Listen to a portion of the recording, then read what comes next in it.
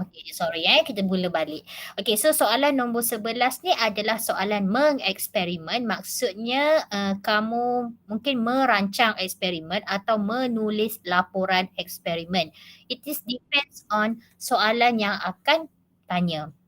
Okey, so biasanya soalan nombor 10 ni adalah bernilai 10, soalan nombor 11 terbawa-bawa dengan yang silibus KBSM. Okey, so untuk soalan nombor 11 ni dia ada 10 markah. Paling lekeh pun kalau kamu dapat teknik menjawab ni, koman-koman pun kamu boleh dapat dalam 5 markah. 4 markah, 5 markah tu boleh dapat. Okey, so macam mana nak dapat 4 hingga 5 markah tu? So dengar betul-betul tips yang saya akan share pada malam ni. Okey, so kita baca soalan. Bila kita baca soalan dia kata di antara, biasanya dia akan bagi kita satu situasi lah. So kamu kena baca betul-betul situasi yang diberikan. So dia kata di antara langkah menghalang penularan jangkitan penyakit COVID-19 ialah membasuh tangan dengan sabun. Okey, so tadi cikgu dah tanya, kawan kita bagi tahu tajuk ni dia ada kaitan dengan COVID-19 ni adalah virus. So dia ada kaitan dengan bab 1 tingkatan 5 iaitu tajuk mikroorganisma. Okey. So kita tengok lagi situasi yang diberikan. So yang first ni dia kata basuh tangan dengan sabun. Basuh tangan menggunakan sabun menghalang pertumbuhan mikroorganisma. Manakala gambar yang kedua dia kata basuh tangan dengan air sahaja. Maksudnya ada tak sabun? Tak ada sabun. Okay, so dia tak guna sabun. Tidak membunuh mikroorganisma. Tidak membunuh mikroorganisma. Okay. So untuk soalan ini kalau murid yang memang excellent, murid yang excellent dia dah boleh agak dah eksperimen mana. Boleh agak tak eksperimen mana? Tak boleh agak. Okay. So tips yang saya nak bagi yang pertama. Okay. Yang pertama kamu buat jadual. Okay. Buat jadual bukan jadual yang nak menjawab soalan tau. Ni jadual daripada gambar sebelah ni. Gambar basuh tangan guna sabun. Okay. Buat jadual kecil je. Jadual tu dia ada 4 kolom dan 4 baris. Macam ni. Okay, so dalam jadual tu kamu tulis situasi yang ada dalam gambar rajah. So keadaan yang pertama, gambar tu apa tadi? Basuh, cikgu buat short form je tau. Basuh tangan guna sabun. Okay, basuh tangan guna sabun dan basuh tangan guna air. Okay. So kalau basuh tangan guna sabun, apa kesan dia? Siapa tahu? Dapat menghilangkan jangkitan kuman. Dalam gambar. Ambil je dalam gambar. Jangan fikir banyak. Dapat menghalang pertumbuhan mikroorganisma. Yes, betul. Alamak, mana hilang dah. Okay, sini dia. Okay, so kalau basuh tangan guna sabun dapat halang. Ini cikgu bantu untuk murid yang tak dapat clue eksperimen mana. Okay, ni untuk tips untuk murid yang alah eksperimen mana pula dah ni. So ini boleh bantu kamulah buat jadual berdasarkan situasi. Halang, kita tulis bagi penuh menghalang. So kamu boleh tulis dekat mana-mana ruang kosong dekat soalan kamu tu. Pertumbuhan mikroorganisma. Okey, macam mana pula kalau kita basuh tangan tanpa menggunakan sabun ataupun basuh tangan guna air sahaja? Tidak membunuh mikroorganisma. Ya, salin je balik. Tidak bunuh mikroorganisma. Jangan tulis bakteria tau. Jangan komit dengan bakteria sebab yang pertama COVID adalah virus. So bila kamu komit dengan bakteria, memang automatik jawapan kamu akan salah. Okay, so lebih selamat kamu terus komit dengan mikroorganisma. So tak kisahlah kalau dalam skema tu alga ke protozoa ke apa sahaja, so jawapan kamu masih selamat. Faham Okay, so tips yang kedua, tips yang pertama buat jadual. Okay, tips yang kedua buat apa? Tips yang kedua buat border. Buat border apa cikgu? Okay, kejap. Okay, apa yang cikgu maksudkan dengan buat border? Cuba kamu lihat soalan kamu.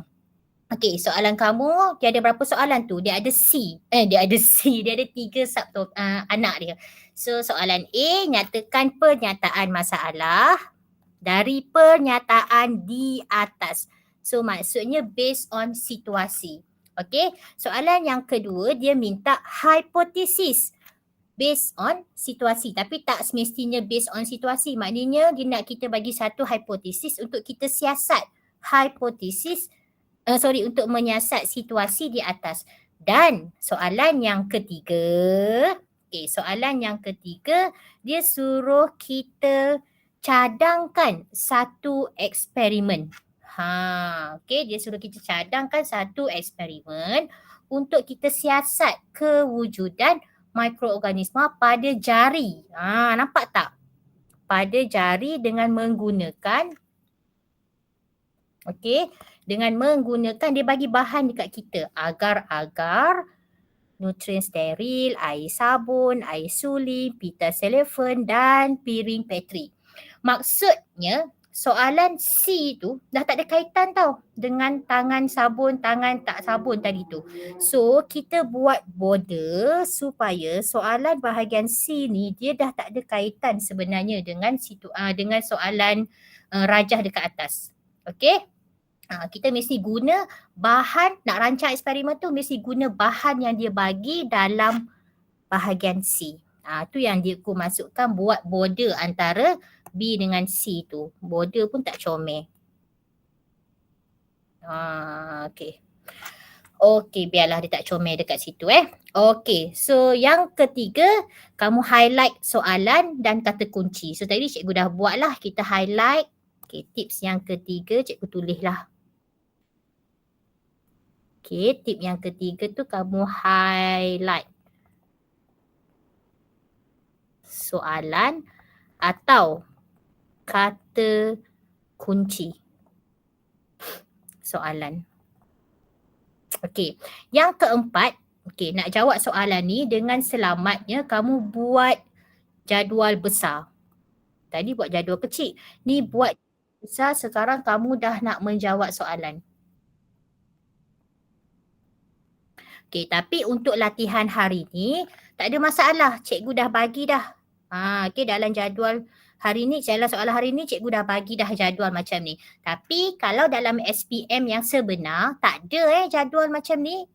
Kamu ada kertas helaian garis-garis tu je. So ini yang kamu nak kena buat. So macam mana nak buat? Ni cikgu ada sediakan satu kertas test pad. Okay, so biasanya kamu punya kertas test pad macam ni kan? Okay, kamu buat jadual. So biasanya kertas kamu macam ni, garis-garis tu, kamu ambil je pembaris, bahagi je 2. Sekejap nak, cikgu ni tangan tak lurus. Okay, kita keluarkan pembaris lah, senang.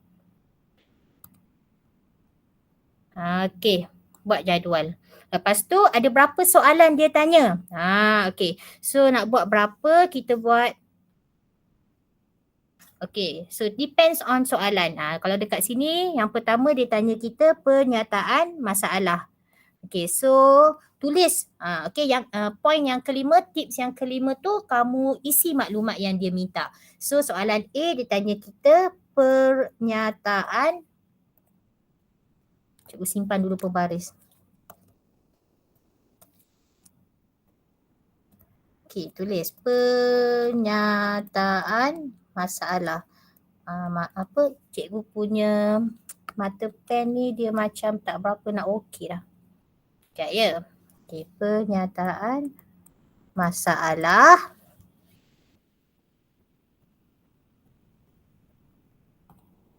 Okay.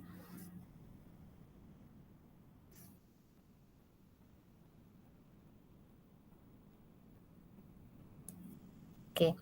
Yang kedua, buat jadual tu macam yang cikgu bagi dalam soalan tu. Okey, yang kedua kamu tulis tujuan. Okey. Okey, yang ketiga kamu tulis mengenal pasti maaf bukan tujuan. Yang kedua ni hipotesis. Okey, yang ketiga kamu tulis apa? Yang ketiga kamu tulis tujuan ni jangan risau. Ini dalam soalan memang dia bagi tahu. Yang penting kamu buat dia punya jadual.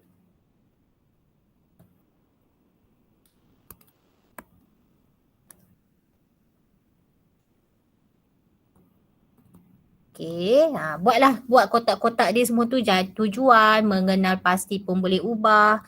Buat kotak macam tu. Okay, buat kotak yang macam ni.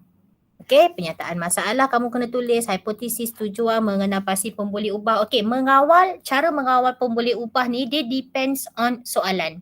Okey, cara mengawal pun boleh ubah ni dia soalan ni keluar masa SPM ulangan, kertas sains ulangan. Ada cara mengawal pun boleh ubah.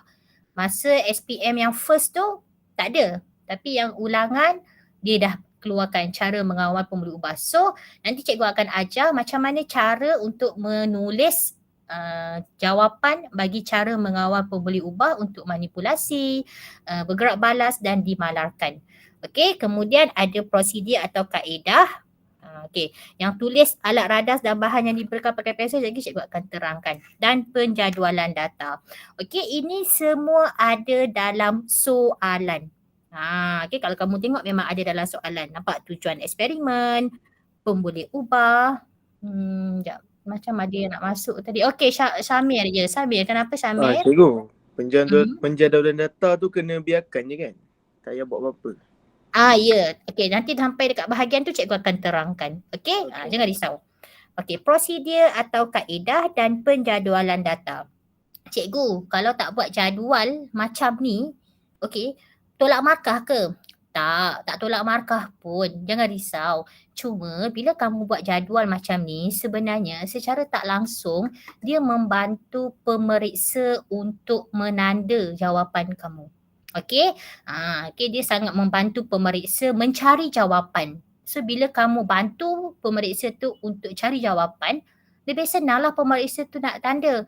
Dan tak adalah cikgu yang paling cikgu risau sekali takut pemeriksa tu dia tercicir jawapan kamu. So tolong jangan jawab soalan nombor 11 ni macam kamu jawab esei BM karangan tu. Ataupun buat dalam bentuk point. Jangan. Buatlah jadual macam ni. Okay, dan cikgu percaya semua cikgu kamu pun ajar buat jadual macam ni kan? Okey, so jom kita tengok macam mana kita nak jawab soalan ini. Okey, so kita tengok pernyataan masalah. Okey, kalau pernyataan masalah, tips dia mesti ada apa? Mesti ada perkataan apa? Mesti ada kata soal. Okey, mesti ada kata soal. So dia ada kaitan sebenarnya dengan yang kamu buat tadi tu. Yang kotak kecil yang kamu buat. Sebenarnya ni nak bantu kamu ni sekejap lagi. Yang ni. Okey, so nanti kamu tulis jawapan tu dekat ruang pernyataan masalah tu Okey, pernyataan masalah mesti ada perkataan ataupun kata soal, dan kata soal yang biasa yang paling senang kamu nak guna adalah adakah. Tak payahlah nak fikir siapakah, berapakah, tak payah. Okey, guna je perkataan adakah. Okey, so adakah, macam mana nak buat adakah? Okey, adakah dan belakang dia tu mesti ada tanda soal. Okey, so isi tempat kosong dekat sini. So macam mana nak buat tu? Adakah? Cuba kaitkan. Ambil satu pernyataan ni. Mak. Macam mana ni? Okey, cikgu nak back balik. Okey, nak highlight sebenarnya. Okey, guna yang ayat kamu buat dalam kotak kecil ni. Macam mana nak kaitkan tanding, nak apa macam mana, nak gabungkan basuh tangan guna sabun menghalang pertumbuhan mikroorganisma tambah perkataan adakah. Macam mana nak buat ayat dia? Adakah membasuh Siapa nak tangan cuba? guna sabun menghalang pertumbuhan Ha. mikroorganisma? Adakah? Tak dengar yang depan. Adakah membasuh Adakah tangan? basuh tangan guna sabun dapat menghalang pertumbuhan mikroorganisma? Ya Allah, it's very good. Betul. Adakah basuh tangan guna sabun dapat menghalang pertumbuhan mikroorganisma? Alamak, ada Cikgu Muhaimin ke dalam ni? Dah berdebar pula saya nampak Cikgu Muhaimin. Okay, so adakah basuh tangan menggunakan sabun dapat menghalang pertumbuhan mikroorganisma? Itulah pernyataan masalah kita. Okay, alright, very good. Cikgu boleh tak kalau nak buat, adakah basuh tangan guna air sahaja tidak menghalang ataupun tidak bunuh mikroorganisma? Boleh, tapi kita nak tekankan dekat sini adalah guna sabun. Jadi kamu guna yang ada sabun tu. Okay, faham ya? Okay. So seterusnya kita nak tengok pula hipotesis. Sebenarnya hipotesis pun boleh ambil je daripada sini. Hipotesis. Macam mana nak buat hipotesis? Nak guna apa? Jika maka. Boleh guna semakin tak? Tak sesuai. Tak sesuai. So jika maka sesuai. Sesuai. Okay. So kalau jika maka sesuai, siapa nak cuba? Jika membasuh tangan menggunakan sabun, maka pertumbuhan mikroorganisma dapat dihalang. Very good. Betul.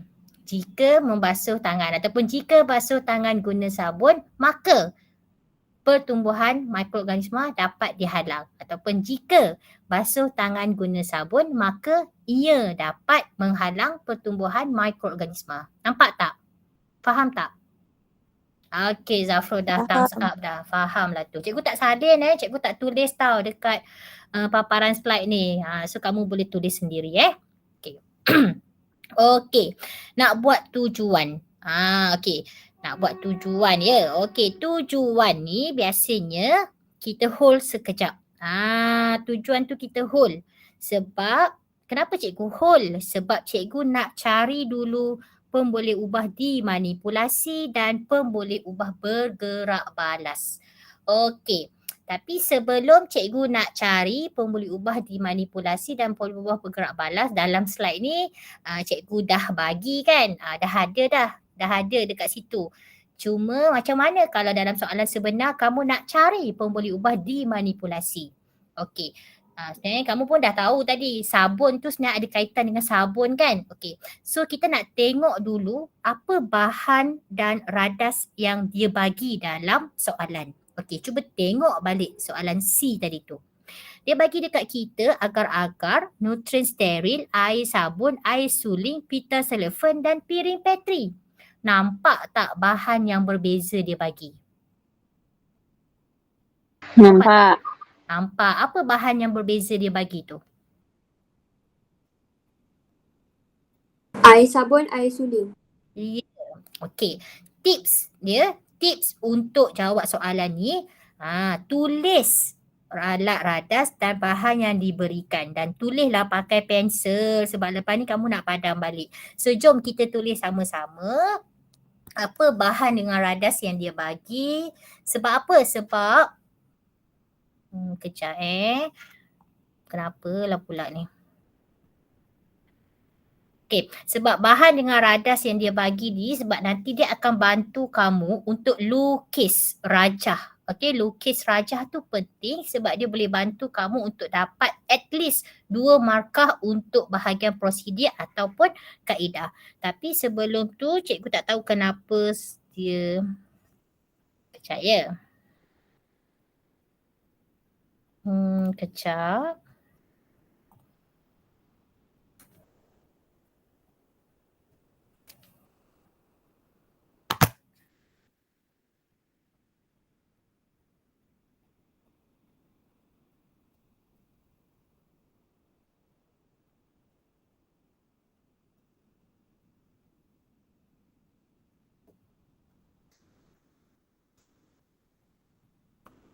Okey. Dia penat agaknya tablet cikgu ni hari ni. Okey, set. Sekejap dia kena slow-slow, dia tak boleh kasar-kasar dah ni.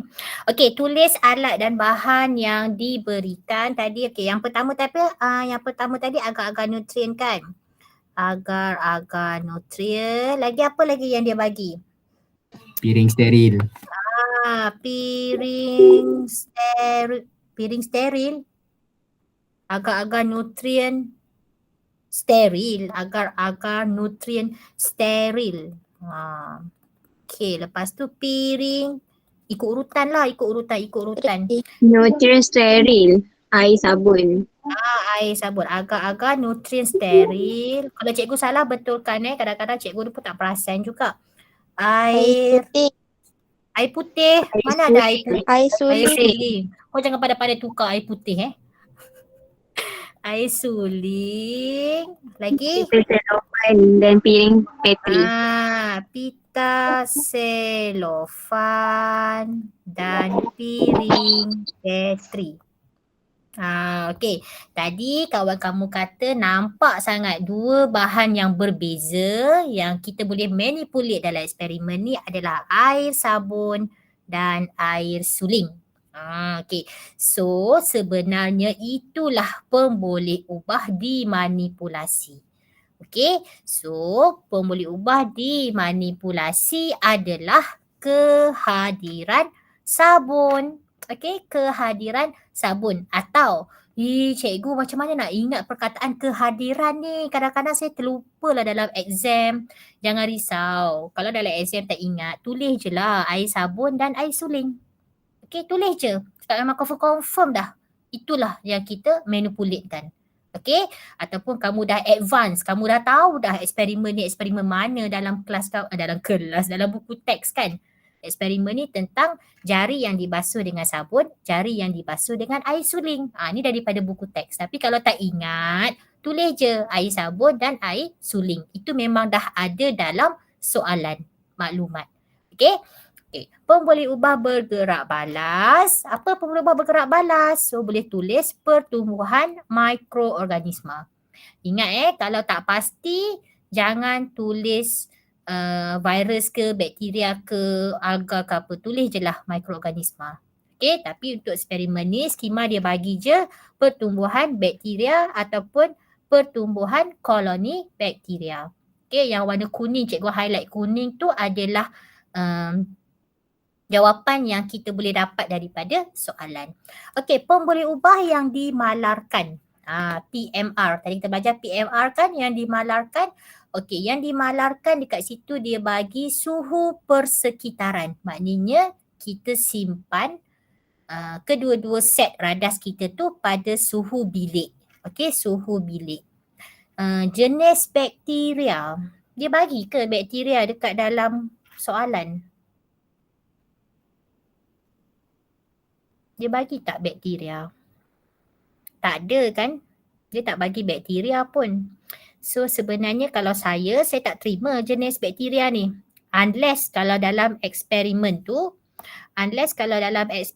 memang dia bagi kultur bakteria Bacillus subtilis tu boleh kita letak jenis bakteria. Tapi kalau dia tak bagi, kamu jangan pandai-pandai letak.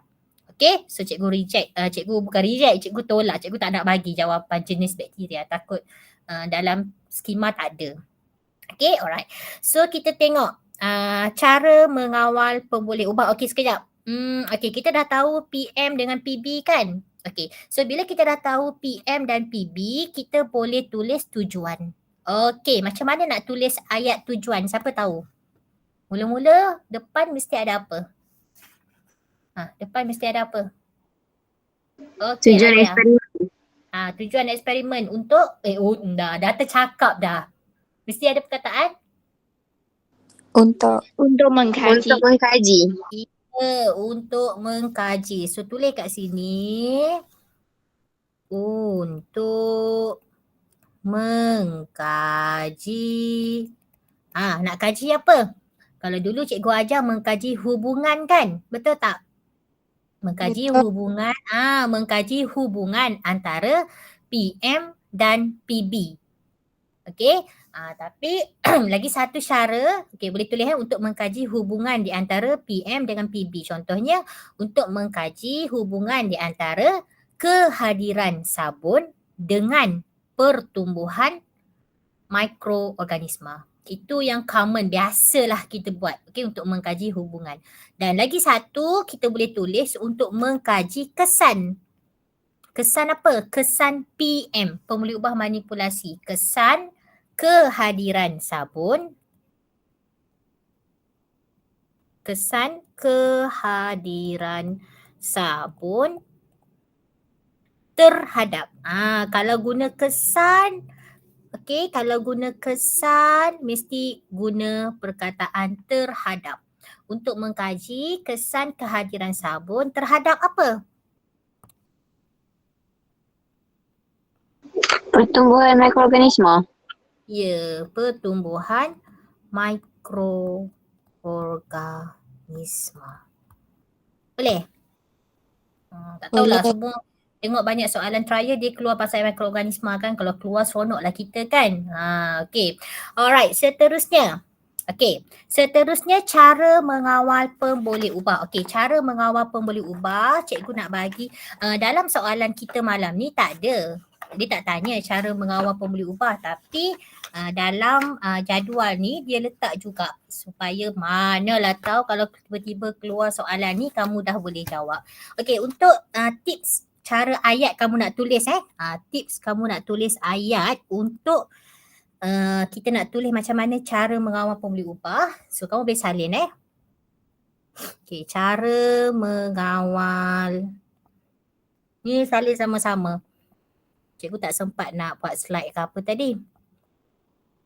Okey, so mengawal pemboleh ubah ni dia ada 3. Okey, yang pertama untuk pemboleh ubah dimanipulasi. Okey, so kamu tulis dia macam ni.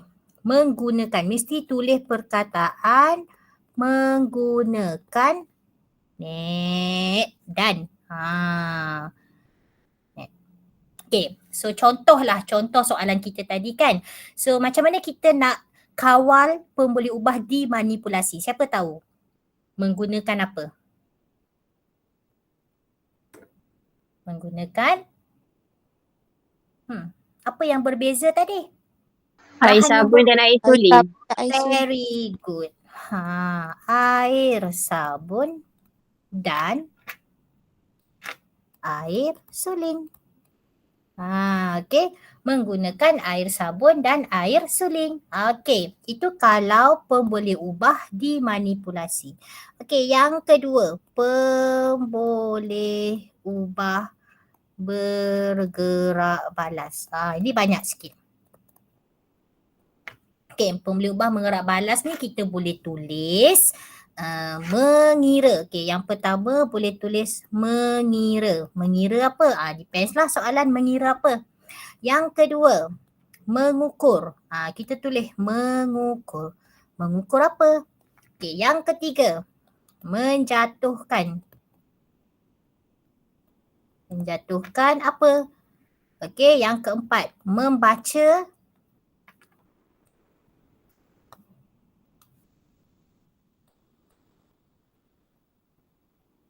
Dan merekodkan. Apa? Dan seterusnya memerhati.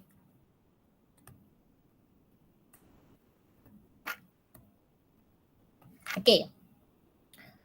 Salin dulu, lagi cikgu nak tanya. Untuk eksperimen kita ni, macam mana kita nak kawal pemboleh ubah bergerak balas kita? Macam mana kita nak kawal pertumbuhan bakteria tu? Macam mana kita nak kontrol dia? Siapa tahu? Memerhatikan. Okey, memerhatikan apa? Buat ayat bagi habis. Kalau untuk memastikan pertumbuhan mikroorganisma. Biasanya pertumbuhan mikroorganisma tu kita boleh nampak dalam bentuk apa? Dalam eksperimen. Kita tengok apa? Macam mana kamu nak tengok? Pertumbuhan mikroorganisma tu macam mana kamu nak ukur dia? Nak tengok dia? Tumpuk-tumpuk. Tumpuk apa biasanya? Tumpuk okey, ada yang jawab dekat ruang komen. Sekejap ada yang nak join. Okey, ada yang jawab, cikgu nampak koloni. Okey.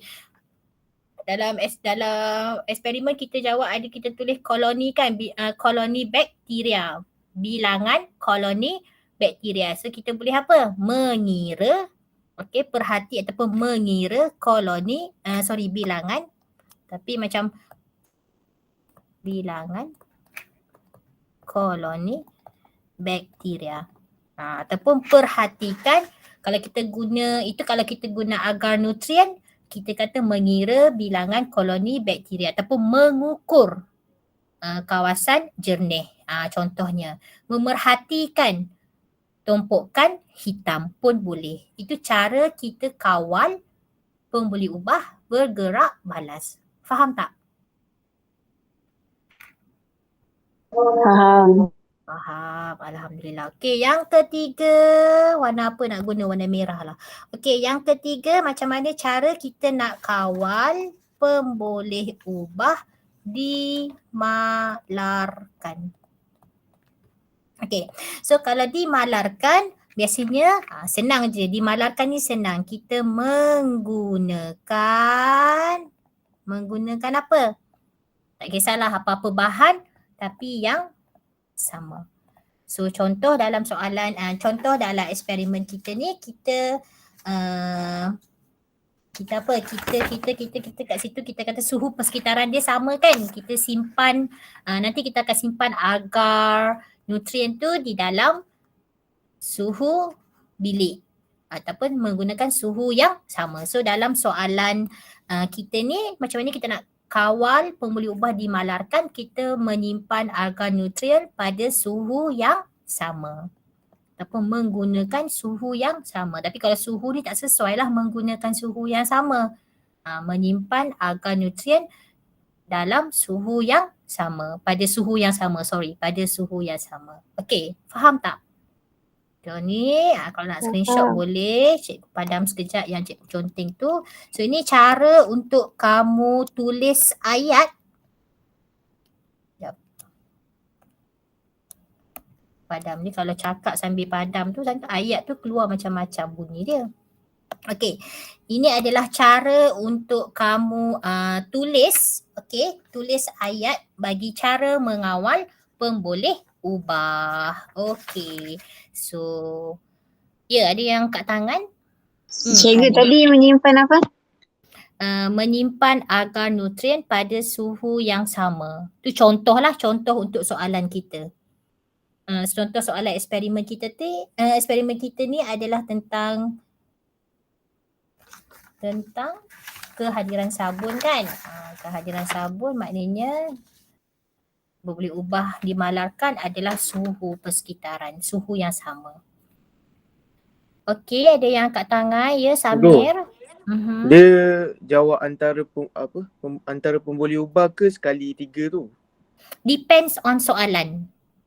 Okay. Tapi dalam soalan yang kita tengah bincang, tak ada soalan cara mengawal pembuli ubah. Tak ada so nanti kita akan tengok soalan. Ada tak soalan yang cara mengawal pembuli ubah? Kita cuba tengok eksperimen mana yang ada. Kalau tak ada, tak payahlah jawab. Kalau ada, baru kamu jawab. Dan biasanya dia akan tanya bentuk soalan macam ni lah. Cikgu bagi contoh. Contohnya dia akan tanya, nyatakan pembuli ubah dimanipulasi dan cara mengawalnya. Itu contoh soalan. Cikgu rasa kita pernah bincang masa soalan trial. Cikgu tak ingat dengan kelas mana, tapi saya pernah bincang cara mengawal pembuli ubah. Okey, so contoh kalau dia kata contoh macam soalan C2 ni, mana dia tadi C2? Okey, ni soalan C2 ni. Ni. Okey. Dia kata kenal pasti pembuli ubah dimanipulasi dan pembuli ubah bergerak balas serta nyatakan cara mengawalnya. Kalau soalan dia tulis macam tu, so kamu kena nyatakan pembuli ubah dia apa dan macam mana cara nak kawal. Faham tak? So tips untuk tulis cara mengawal tu macam tadilah, macam yang cikgu bagi itulah. Macam ni.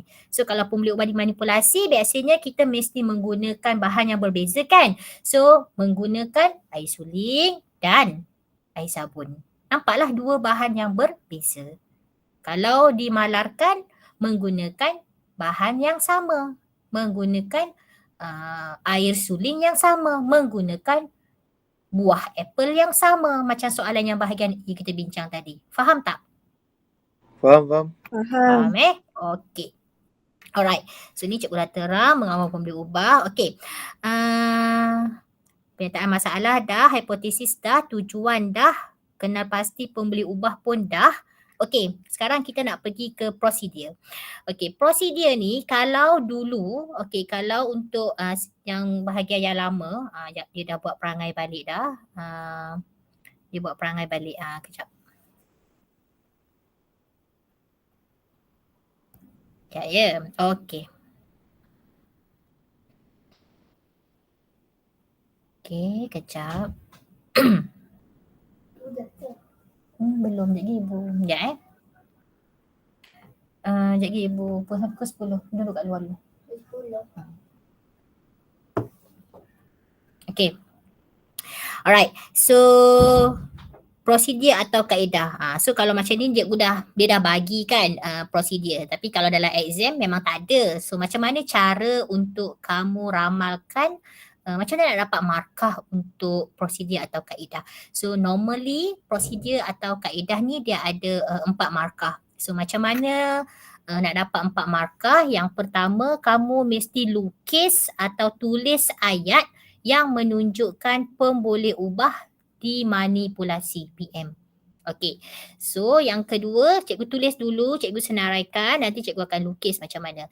Yang kedua, mesti ada PMR, pembeli ubah pembeli ubah dimalarkan, apa yang sama dalam eksperimen tersebut. Yang ketiga, mesti tulis ayat yang menunjukkan pemboleh ubah bergerak balas. Dan yang keempat, proses. Okey. So kita tengok dalam cikgu suruh tulis alat radas dan bahan kan. Okey, so dalam susunan rajah kamu mestilah ada radas yang kamu nyatakan tadi. So nak lukis apa dulu ni? Kita lukis piring Petri. Lukislah piring Petri. Jangan duk gelak cikgu punya lukisan memang tak apa nak comel lah.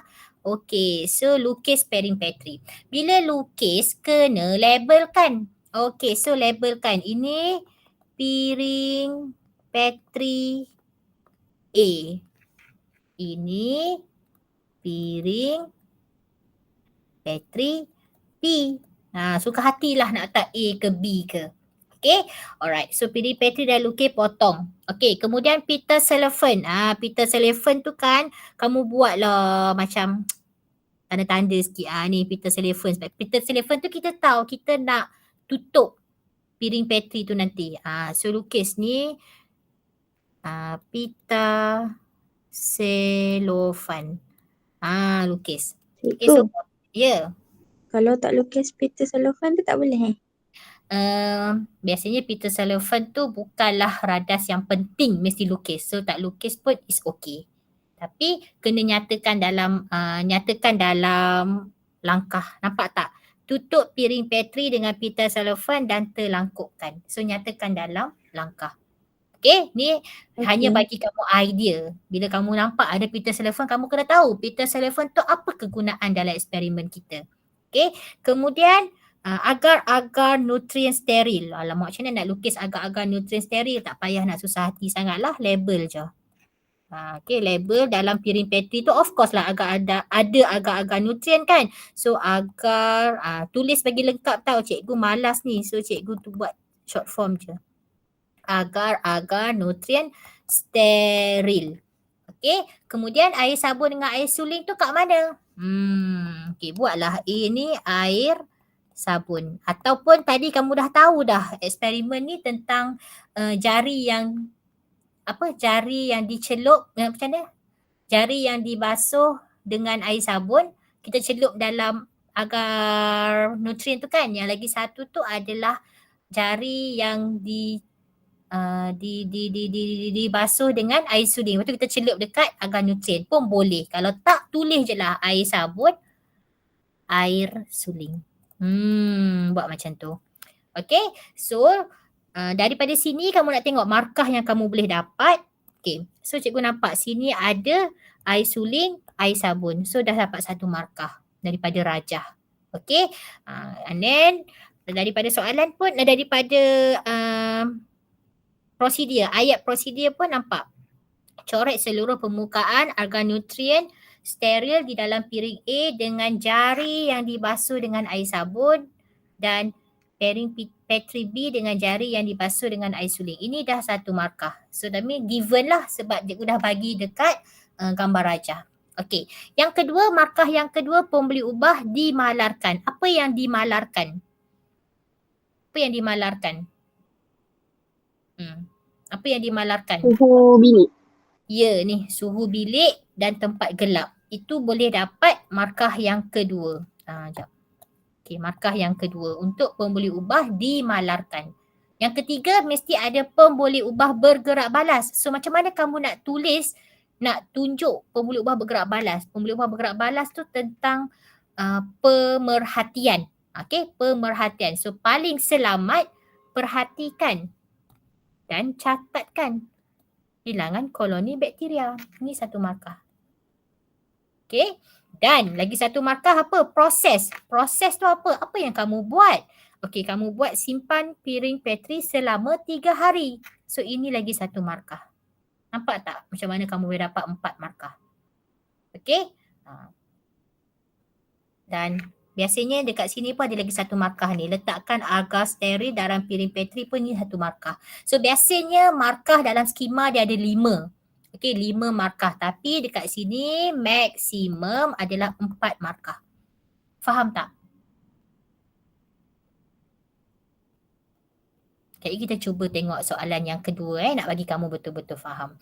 Okey, the last part is penjadualan data. So penjadualan data, buat jadual macam ni. Okey, buat jadual macam ni. Jadual kamu tu ada 2 kolom. Okey, ada 2 kolom, 3 baris. Ni hafal lah. Memang macam tu lah bentuk dia. Okey, so kolom yang pertama kita tulis PM. Okey, apa PM kita tadi ni? Kehadiran sabun. Okey, PM kita adalah kehadiran sabun. So, satu, nak tulis apa ni? Satu, kamu boleh tulislah air sabun ataupun kalau yang comelnya, kamu dah hafal eksperimen tu, kamu tulislah jari yang dicoret ataupun dicelup dengan yang dibasuh dengan air sabun. Dicelup pula, jari yang dibasuh dengan air sabun. Dan yang kedua tu jari yang dibasuh dengan air suling. Tapi kalau dalam exam, kalau dah tak ingat sangat, tulis je lah air sabun, air suling. Cukup. Okay, dan kolom yang kedua kita kena tulis pembuli ubah bergerak balas. So pembuli ubah bergerak balas ni terpulang. Kamu boleh tulis yang kamu nak observe ataupun inference dia. So yang nak di-observe adalah bilangan koloni bakteria. Okay, tapi kalau kalau dah tahu dah, ya. Ya. Kalau buat bilangan mikroorganisma tu? Bilangan mikroorganisma. Bilangan mikro. Okey, kalau mikroorganisma jangan guna bilangan mikroorganisma. Kita buat pertumbuhan mikroorganisma. Ini memang betul. Ini adalah pembuli ubah bergerak balas yang inference, yang kita tak nampak. Macam mana kita nak tengok pertumbuhan mikroorganisma? Dengan cara kita kira bilangan koloni bakteria tu. Ataupun bilangan tumpuk hitam. Itu pembuli ubah bergerak balas yang kita nampak, yang kita perhati dalam eksperimen. Di sebaliknya, yang kita tak nampak, teorinya pertumbuhan mikroorganisma. Ingat tadi cikgu dah terang bahagian A yang kita observe macam bilangan koloni bakteria untuk kita jawab bahagian pemerhatian. Kalau inference, kita nak jawab apa? Kalau inference, kita nak ambil yang mana? Pertumbuhan mikroorganisma ke bilangan koloni bakteria? Ingat lagi Tumbuhan tak? mikroorganisma. Ya, pertumbuhan mikroorganisma. Pembuli ubah, bergerak balas, inference yang kita tak nampak, yang teori kita belajar. Faham tak? Okay. So dekat ruangan ni nak kena isi ke? Yang pink tu, yang cikgu highlight pink tu nak kena isi tak? Tak Ya. payah sebab kita hanya rancang eksperimen. Okey, hanya rancang sebab soalan dekat situ dia kata cadangkan satu eksperimen. So tak payahlah tulis. Boleh tak? So dapat berapa markah dah ni? So kalaulah kamu buat, ni satu markah. Satu markah lagi, satu markah. Okey, pembuli ubah, mengenal pasti pembuli ubah ni maksimum is 2 markah lah biasanya. Okay, so bagi je tiga. Sebab apa? Sebab bahagian essay, bahagian C dia tak ada konsep wrong cancel right. Jawapan yang salah tu dia tak akan batalkan jawapan yang betul. So bagi je. Kalau salah at least kamu ada backup lagi. So bagi tiga-tiga. Tapi kalau dia dah awal-awal minta pembuli ubah dimanipulasi, pembuli ubah bergerak balas, kamu tak payahlah buat dimalarkan. Sebab kalau dimalarkan tu betul pun kamu tak akan dapat markah. Okay, so ingat depends on soalan. So baca soalan betul-betul. Okay, ada soalan tak nak tanya sebelum kita proceed dengan soalan seterusnya?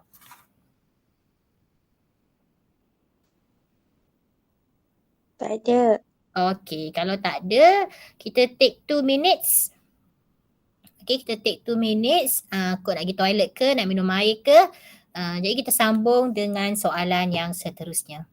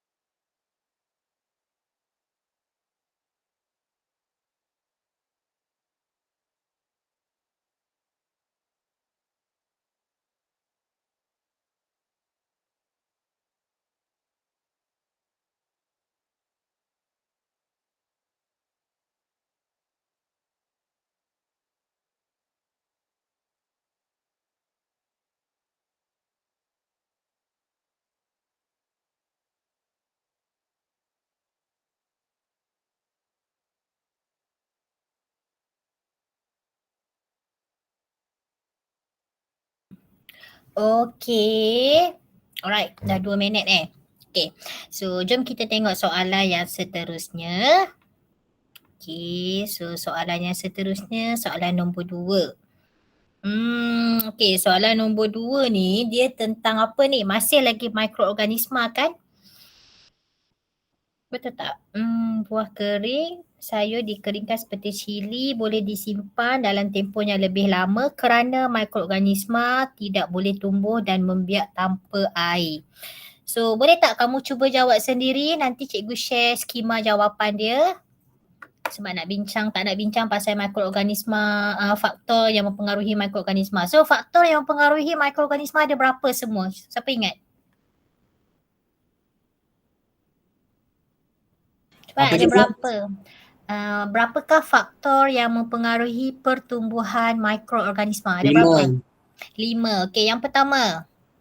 Suhu. pH. Suhu, nilai pH. Lagi? Cahaya. Saya. Saya.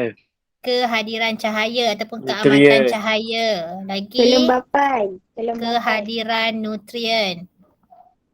Dan yang kelima, kelembapan. Kelembapan ni termasuk dengan kehadiran air. Kelembapan. Nak eja pun dah terlupa cara nak ejaan. Okay, so tengok balik 5 faktor ni. Sebab mikroorganisma ni, faktor yang mengaruhi mikroorganisma ni dia macam glamour lah juga kan. Dia agak glamour lah juga. Manalah tahu keluar. Tahun lepas soalan apa ya? Denyutan nadi. Okay, manalah tahu tiba-tiba tahun ni keluar. So buat soalan ni nanti cikgu akan cuba share jawapan. Okay? Okay, kita nak proceed dengan soalan yang ketiga. Ada lagi sejam sebab cikgu nak tengok sikit nanti bahagian soalan 12 dan 13 pun cikgu nak tengok sikit. Okay, so yang ketiga ni tentang apa ni? Masih lagi bakteria. Tapi yang ni dia ada antibiotik. Okay, dia ada antibiotik. So ini masih lagi tajuk mikroorganisma tetapi bukanlah 5 faktor tadi. Okay, so jom kita tengok. Okay, jom kita tengok situasi dia. So dia kata penyakit yang disebabkan oleh bakteria dapat dirawat menggunakan antibiotik. Okay. Dan bakteria lebih banyak mati jika antibiotik yang pekat digunakan. So macam mana kita nak jawab? Okay, so soalan dia tanya kita pernyataan masalah, hipotesis dan cadangkan satu eksperimen untuk menyiasat kesan kepekatan antibiotik ke atas pertumbuhan bakteria dengan menggunakan agar-agar nutrien, kultur bakteria, antibiotik kepekatan tinggi, antibiotik kepekatan rendah dan piring Petri. Okey, so cikgu buat secara lisan je lah Kamu tulis jawapan dekat ruangan kertas kamu. Okey, siapa nak cuba buat pernyataan masalah? Siapa nak cuba pernyataan masalah? Mesti ada perkataan apa? Adakah dengan tanda soal? Ya, pandai. Adakah dengan tanda soal? Perlu ke nak buat jadual kecil tu? Perlu tak nak buat jadual kecil? Jadual kecil yang kita isi ada 4 kolom tu. Perlu. Okey. Perlu. Kalau kamu dah blank dalam exam, buatlah. Macam ni. Okey, kalau kamu blank dalam exam tu buat. Masukkan situasi dalam kotak kecil tu. Okey. So, situasi yang pertama, apa situasi yang pertama? Dia tentang apa ni? Antibiotik pekat dengan antibiotik. Kalau antibiotik pekat mestilah antibiotik yang kurang pekat kan? So kita tukarlah istilah dia sikit. Kita kata antibiotik berkepekatan tinggi. Antibiotik yang pekat tu maksud dia kepekatan dia tinggi lah kan. Lagi satu kita kata boleh nampak ke warna ni? Boleh kan? Antibiotik berkepekatan rendah. Okey, antibiotik berkepekatan tinggi, apa yang terjadi dengan bakteria tu? Bakteria banyak Dapat mati. dirawat. Bakteria banyak mati. Boleh. Bakteria mati. Kalau antibiotik berkepekatan rendah,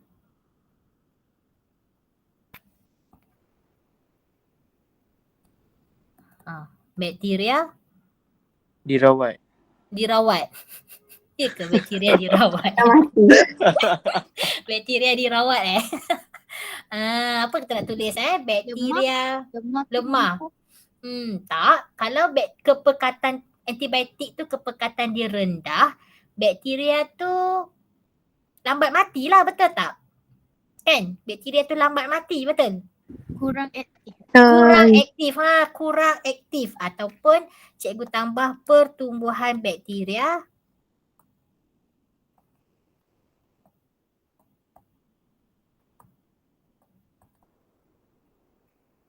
tinggi. Dia masih lagi boleh hidup lah kiranya. Tapi kalau dia menggunakan antibiotik berkepekatan tinggi, kejap lah, dia lagi sejam. Nanti boleh datang, okey? Anak saya kata ibu buat kelas banyak sangat, tak layan dia, okey. So, antibiotik berkepekatan tinggi pertumbuhan, cikgu tukar sikit ayat dia.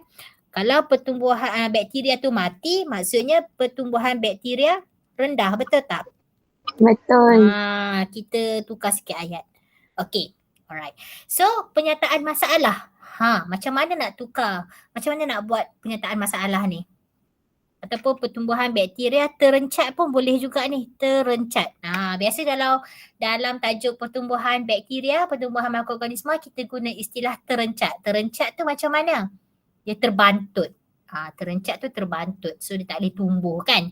Okay, so pernyataan masalah. Adakah, siapa nak cuba? Adakah Antibiotik dapat mematikan pertumbuhan bakteria? Cikgu tak dengar. Okay, lagi sekali. Lagi sekali.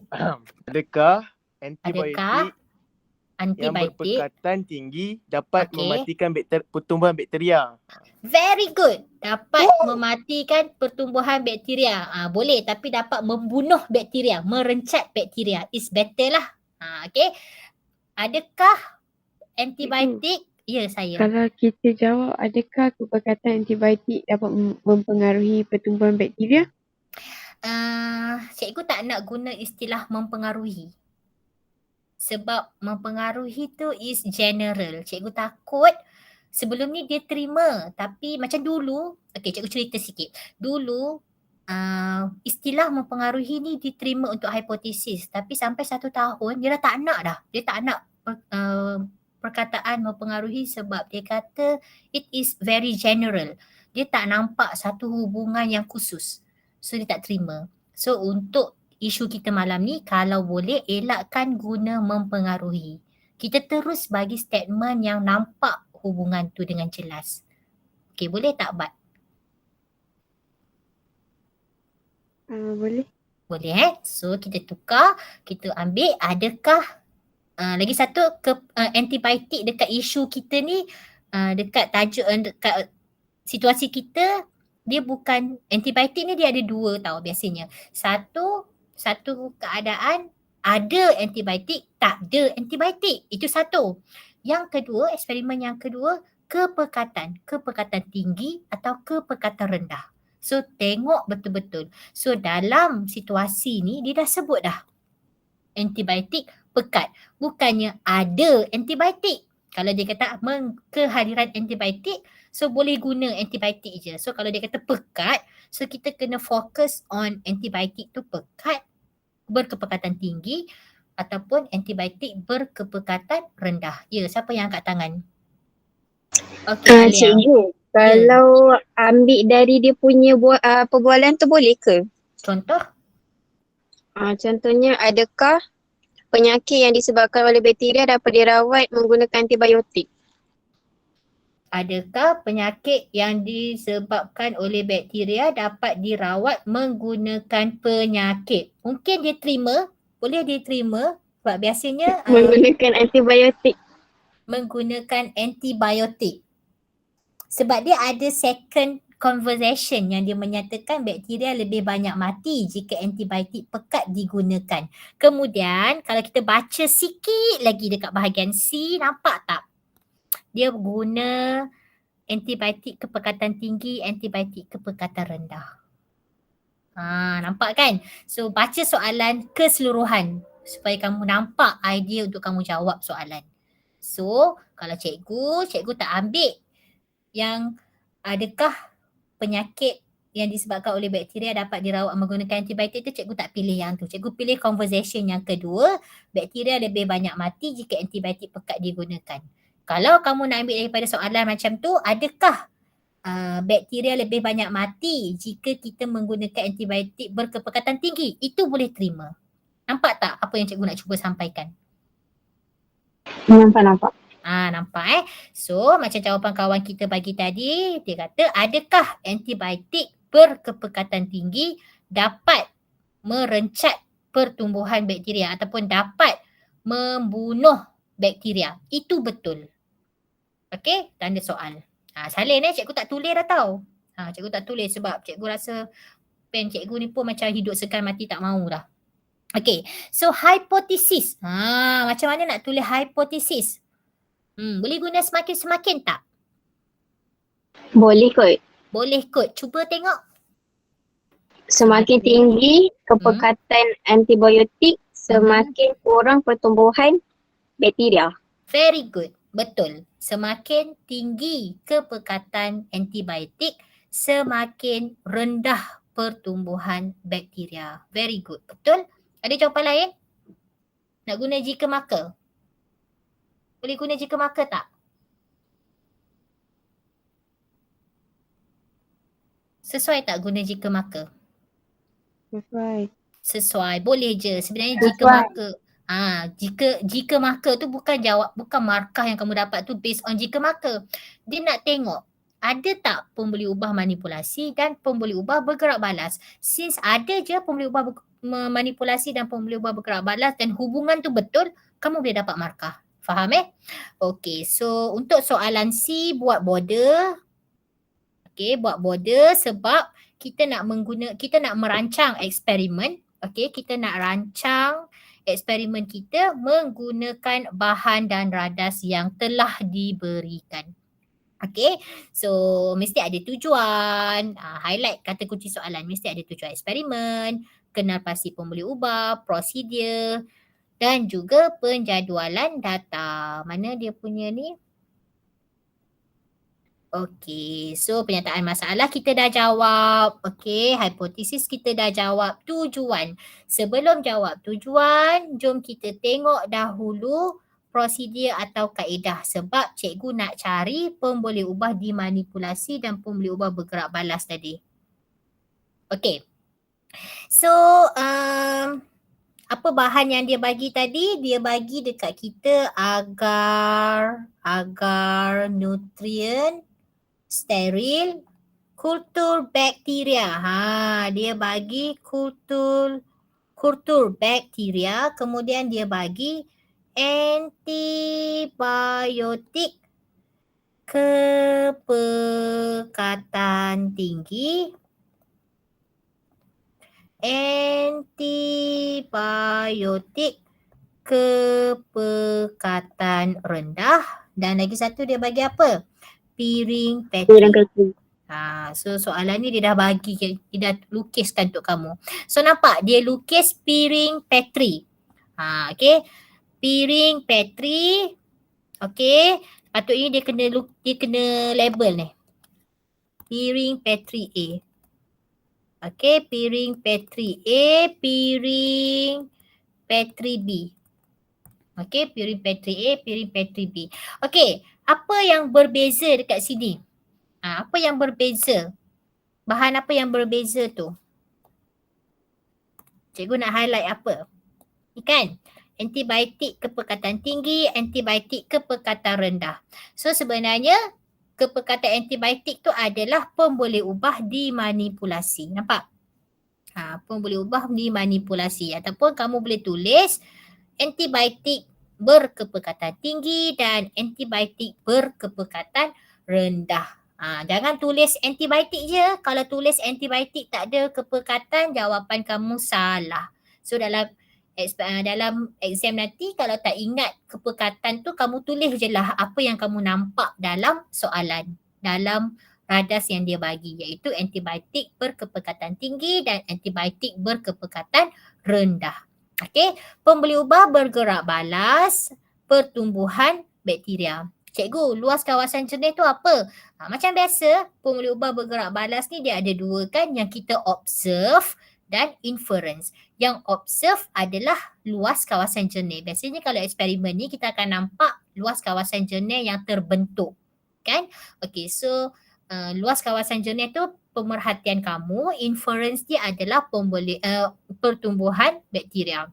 Okey, yang dimalarkan apa? Yang dimalarkan nampak tak dalam soalan dia bagi kita kultur bakteria kan. So boleh je lah guna dekat sini jenis. Dia tertinggal ni. Kena tambah jenis kultur bakteria atau jenis bakteria. Kena letak. Kalau bahan, kamu guna bahan nak jadikan dia sebagai pemboleh ubah, kena letak parameter. Okay. So jenis bakteria ataupun boleh je nak bagi isi padu agar nutrien. Tapi kalau cikgu akan ambil yang ni lah, jenis bakteria. Okay. Alright. Kemudian cara mengawal pemboleh ubah. Siapa tahu macam mana nak kawal pemboleh ubah dimanipulasi. Dalam soalan tak minta tapi saya pun nak tanya. Siapa boleh nyatakan cara mengawal pemboleh ubah dimanipulasi? Siapa nak cuba? Menggunakan bahan yang berbeza. Tak boleh menggunakan bahan yang berbeza. Apa yang berbeza tu? Menggunakan kepekatan antibiotik yang tinggi dan kepekatan antibiotik yang rendah. Very good. Betul. Pandai. Okey. Itu cara mengawal pemboleh ubah dimanipulasi. Macam mana cara nak kawal pemboleh ubah bergerak balas? Tengok balik tips yang cikgu tadi. Cikgu tu bagi tadi. Macam mana? Mengukur luas kawasan jernih. Betul. Mengukur luas kawasan jernih. Okey. Macam mana cara nak kawal pemboleh ubah dimalarkan? Menggunakan kultur bakteria yang sama. Very good. Menggunakan kultur bakteria yang sama. Nampak So jawab. Jangan tinggal. At least dapat 3 markah, 4 markah tu. Siapa nak bagi kan? Dengan 3 ataupun 4 markah tu boleh bantu kamu untuk lulus, untuk dapat A, untuk cemerlang. Okay? Okay. So seterusnya kita tengok. Ya. Kalau buat untuk PB tu mengira pertumbuhan mikroorganisma boleh ke? Macam Mengira mana pertumbuhan kamu bakteria. Macam mana kamu nak kira pertumbuhan bakteria tu? Mengira bilangan koloni bakteria. Boleh. Kalau mengira bilangan koloni bakteria boleh. Okey? Jangan pergi kira pertumbuhan. So persoalan ni macam mana nak ukur pertumbuhan tu? Dengan cara kita kira bilangan koloni bakteria. Boleh lah. Ataupun kalau eksperimen antibiotik, biasanya kita nak tengok luas kawasan jernih. Tahu tak kawasan jernih tu apa? Kawasan yang tak ada tumpuk mikroorganisma bakteria. Kawasan yang tak ada tumpuk hitam. Kawasan yang clear, tak ada pertumbuhan mikroorganisma. So sepatutnya lagi tinggi kepekatan antibiotik, lagi besar luas kawasan jernih. Inilah kawasan jernih ni. Ni. Yang cikgu, yang putih ni. Okay, yang putih. So nampak tak? A ni kepekatan antibiotik dia tinggi. B ni kepekatan antibiotik dia rendah. Cuba tengok luas kawasan jernih ni. Luas kawasan jernih ni. Yang mana yang besar kawasan jernih dia? A. Sebab apa A? Sebab kalau luas kawasan jernih tu besar, maksudnya bilangan bakteria dia sikit. Memanglah sikit sebab dia guna kepekatan antibiotik yang tinggi. Manakala yang B tu luas kawasan jernih dia kecil je. Sebab dia punya pertumbuhan bakteria dia banyak. Sebab apa banyak? Sebab kepekatan antibiotik dia rendah. Faham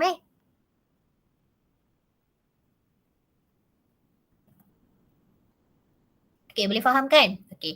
So cikgu kata tadi prosedur atau kaedah ni dia boleh dapat 4 markah. Biasa kalau kamu lukis macam ni boleh dapat 2 markah dah tahu. Nampak tak? Antibiotik kepekatan tinggi, kepekatan rendah dah 1 markah. Kemudian dia menggunakan argan nutrien steril ataupun dia tak tulislah kultur bakteria. Kalau dia lukis kultur bakteria tu dia boleh dapat 1 markah. Jom kita tengok kat mana nak cari bagi dapat 4 markah. Okey, so cikgu padam balik daripada gambar rajah Okey, masukkan ya saya. Yang cara mengawal pemboleh ubah ni memang kita kena tulis ke? Sebab tak pernah nampak pun dekat dalam soalan ni. Okey, seperti yang cikgu cakap tadi, kalau dia tanya, kamu jawab. Kalau dia tak tanya, tak payah jawab. Okey, soalan dia macam ni. cara mengawal pembuli ubah ni dalam soalan SPM tahun lepas dia keluar masa SPM ulangan. Kan tahun lepas kita ada SPM ulangan kan yang untuk murid kuarantin tu kan. Okey, yang ulangan tu dia tanya cara mengawal pembuli ubah. So kesian sangat calon masa tu tak didedahkan macam mana cara menjawab. Okey, so ramai yang tak dapat markah untuk yang itu. Tapi untuk yang batch yang first jawab tu, yang masa SPM biasa tu tak ada, dia tak tanya. Dia tanya macam ni je, bentuk macam ni. So memandangkan soalan dah pernah ditanya untuk mengawal pembuli ubah, so cikgu ajar juga macam mana nak jawab.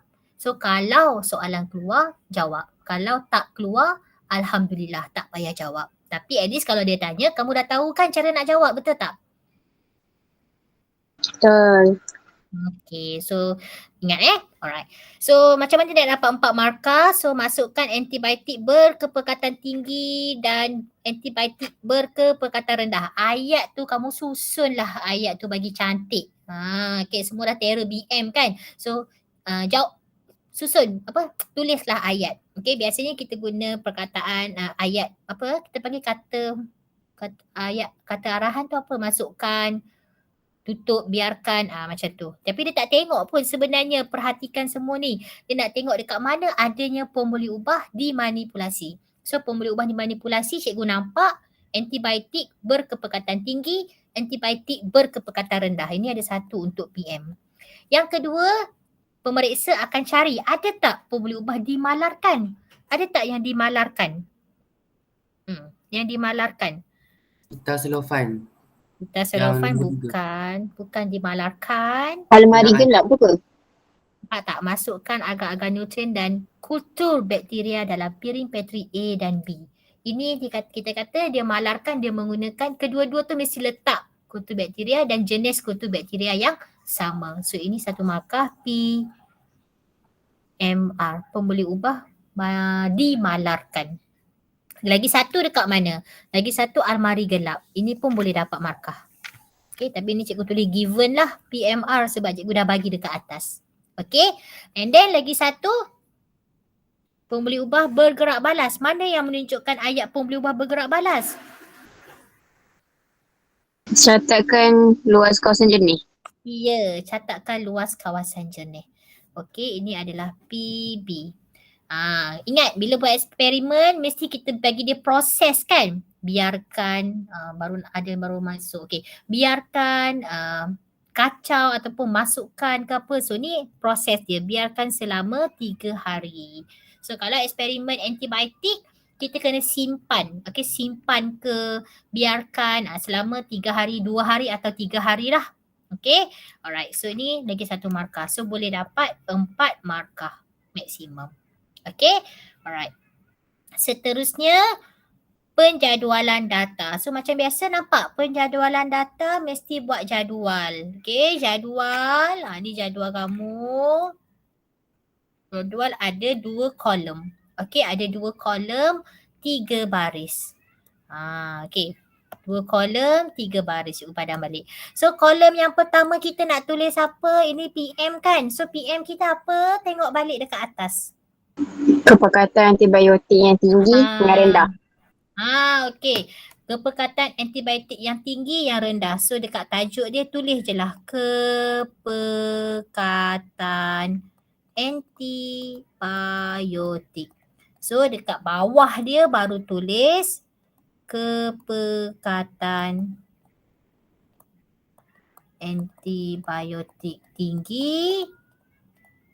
Yang bawah dia kepekatan antibiotik rendah.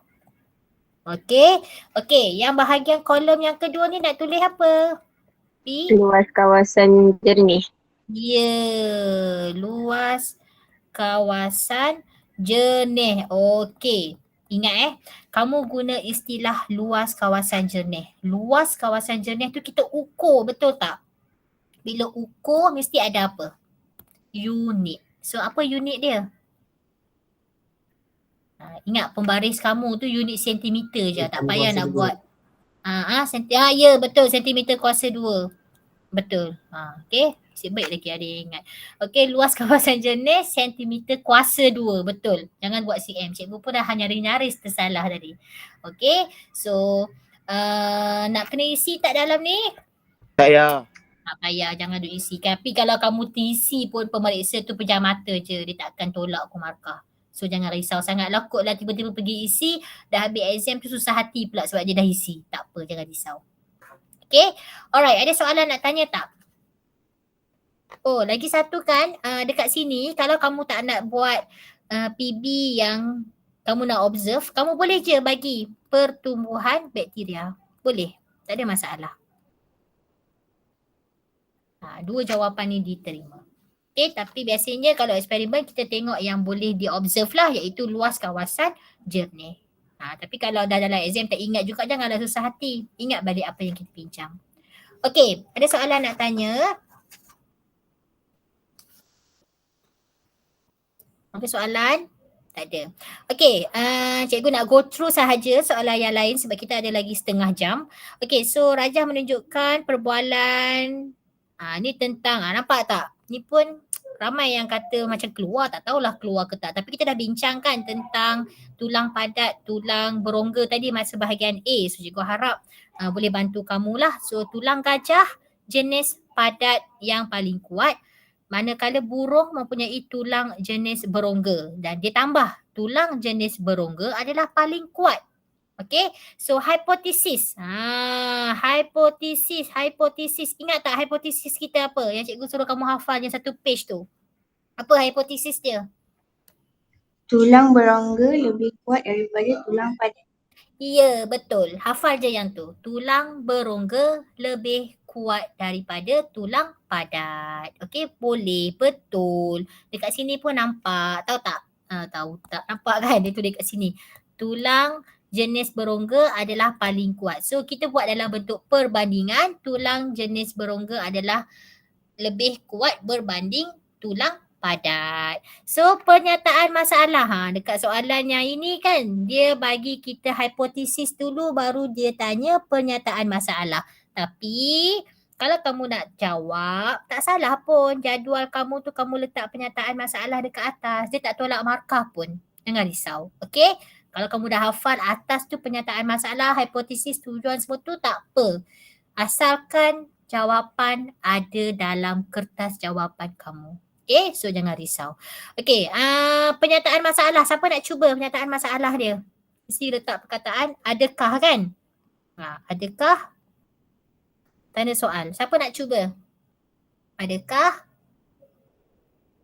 Adakah? Sepatutnya kita buat pernyataan masalah dulu barulah kita buat hipotesis. Ni soalan ni dia terbalik pula. Adakah? Adakah tulang padat jenis berongga kuat? Tulang jenis padat ke jenis berongga? Berongga. Tulang jenis berongga lebih kuat. Berbanding jenis tulang padat. Betul. Tanda soal jangan lupa. Adakah ni mesti tulis. Kalau kamu tak tulis, aduhai, menangis pemeriksa tu. Menangislah sebab tak boleh bagi markah. Tak ada perkataan adakah tak dapat markah. Okey? Okey. So soalan C dia suruh kamu jalankan penyiasatan saintifik. Berdasarkan situasi di atas, dia suruh tulis tujuan. Dan kamu diberi bagi tujuan menjalankan penyiasatan, kamu diberi 4 silinder berongga, 4 silinder padat. Nampak tak? Boleh ubah manipulasi dia adalah jenis silinder. Sebab dia bagi ada 2 jenis silinder, silinder padat dan silinder berongga. Beberapa buku teks dan penutup kotak. Boleh imagine kan dia punya gambar rajah tu macam mana kan? Ada 4 jenis. Okey, macam ni. Lepas tu letaklah sini. So kamu letak penutup tu atas ni. Lukisan tu biar 2D je, tak payah nak lukis 3D. So ni padamlah.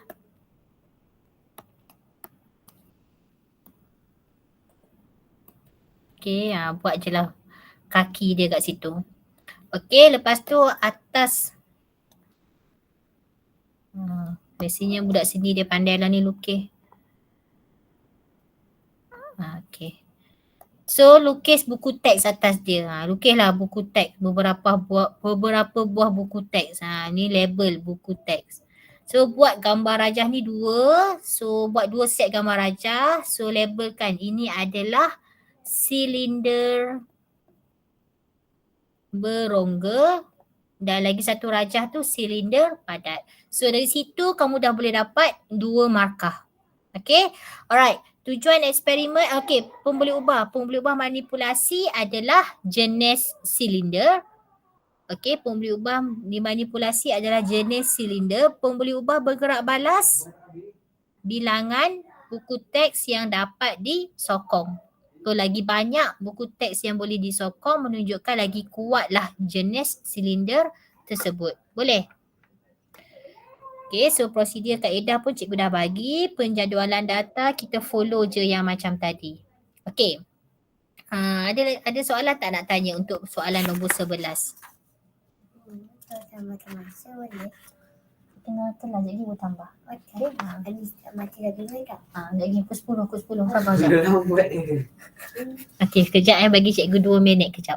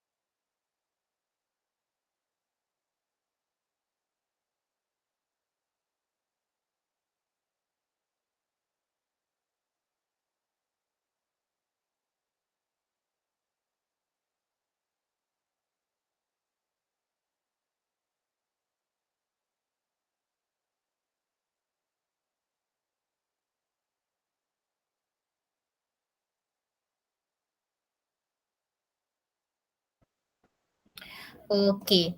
So ada soalan tak nak tanya untuk soalan nombor 11? Untuk soalan yang seterusnya, cikgu memang tak sempatlah nak bincang. Okey, ada yang bertanya Haris. Okey, Haris. Ya, Haris. Cikgu, kalau ditanya untuk dimalarkan, penutup kotak ke?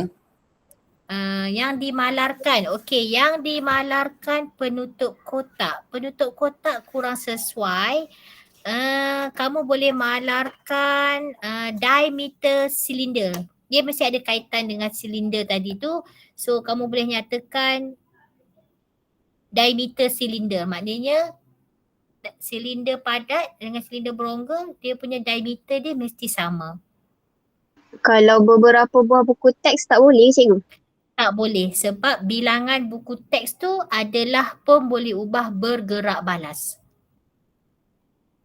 Lagi banyak buku teks yang boleh tahan dekat atas penutup kotak yang silinder tadi tu, lagi kuatlah silinder tersebut.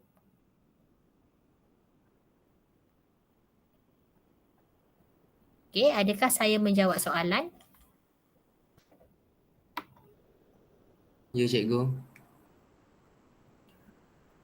Okey So tengok juga tau. Kod-kod lah soalan ni keluar. Cikgu tak kata keluar. Sebenarnya kalau kamu buat semua soalan ni, InsyaAllah boleh jawab kot hari Rabu ni kan. Okay, untuk soalan, sekejap kita tengok. Ini, okay, soalan yang seterusnya ni tentang, ni ingat tak kita bincang petang tadi tentang pengoksidaan. Okay, tentang pengoksidaan. Sudah boleh nampak kan gambaran eksperimen tu macam mana. Kita ni apa bahan yang dia bagi. Pengoksidaan ke ni? Macam bukan je. Bukan pengoksidaan, nampak buah apple je, nampak buah mangga teringat pengoksidaan yang siang tadi. Bukan. Ni tentang apa ni? Hamdani telah membeli sebiji buah mangga dan menghiris buah mangga tersebut kepada 4 hirisan. 2 hirisan mangga disimpan Nilai dalam pH. Nilai pH. Is it microorganisma? Mikroorganisma ke ni? Ya kot, tadi dia cakap ada tumpukan hitam. Ya, mengelakkan kehadiran tumpuk hitam pada kehadiran mangga. So ini masih lagi mikroorganisma, nampak tak?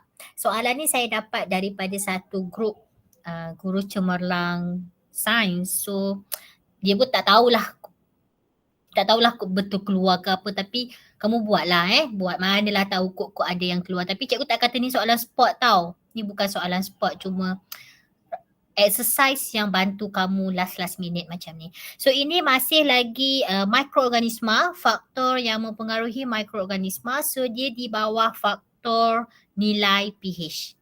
Okay, so kalau kita tengok dekat sini pun dia bagi kat kita menggunakan larutan kultur bakteria Bacillus sp species agar nutrien steril yang lembap, asid hidroklorik cair, larutan natrium hidroksida cair, air suling, pitaserifon dan pirin petri. Confirm lah ini eksperimen untuk mengkaji kesan nilai pH terhadap pertumbuhan mikroorganisma atau pertumbuhan bakteria. Okey, apa pernyataan masalah? Siapa boleh bagi? Adakah? Adakah?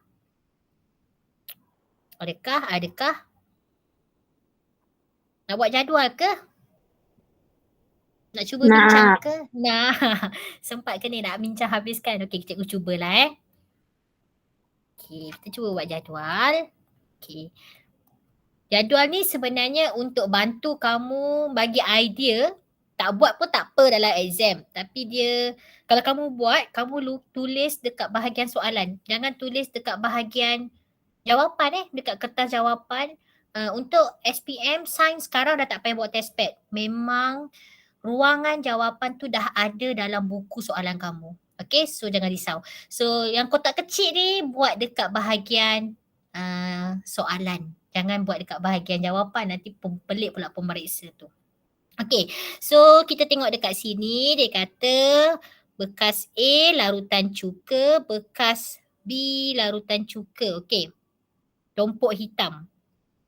Sekejap Oh, selepas 3 hari. Okay. So,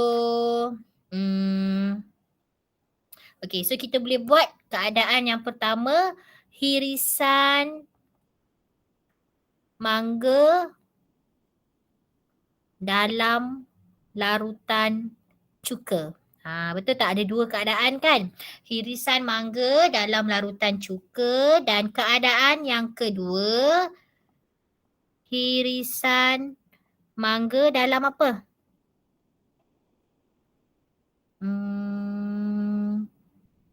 Bekas A, bekas B. Bekas B ada larutan cuka, bekas A ada larutan cuka tak? Tak Okay, ada. Okay. Hirisan mangga tanpa. Okay, tanpa larutan cuka. So, apa yang kamu perhatikan? Hirisan mangga dalam larutan cuka tu macam mana? Keadaan dia. Macam mana keadaan mangga tu? Tak ada tumpukan hitam. Tiada tumpukan hitam. So kita tahu tumpukan hitam tu adalah kehadiran mikroorganisma ataupun bakteria lah ataupun kulat ke kan. Okey, hirisan mangga tanpa larutan cuka ada tumpukan hitam. Ni yang cikgu ambil daripada soalan. Ada tumpukan hitam. Okey, apa pernyataan masalah? Siapa boleh bagi? Ambil satu je. Apa pernyataan masalah dia? Adakah irisan mangga dalam larutan cuka tiada tumpukan hitam? Tanda soal. Ya. Tanda soal. Boleh. Adakah hirisan mangga dalam larutan cuka tiada tumpukan hitam? Boleh. Okey. Ataupun adakah hirisan mangga dalam boleh. Okey. Ada jawapan lain tak?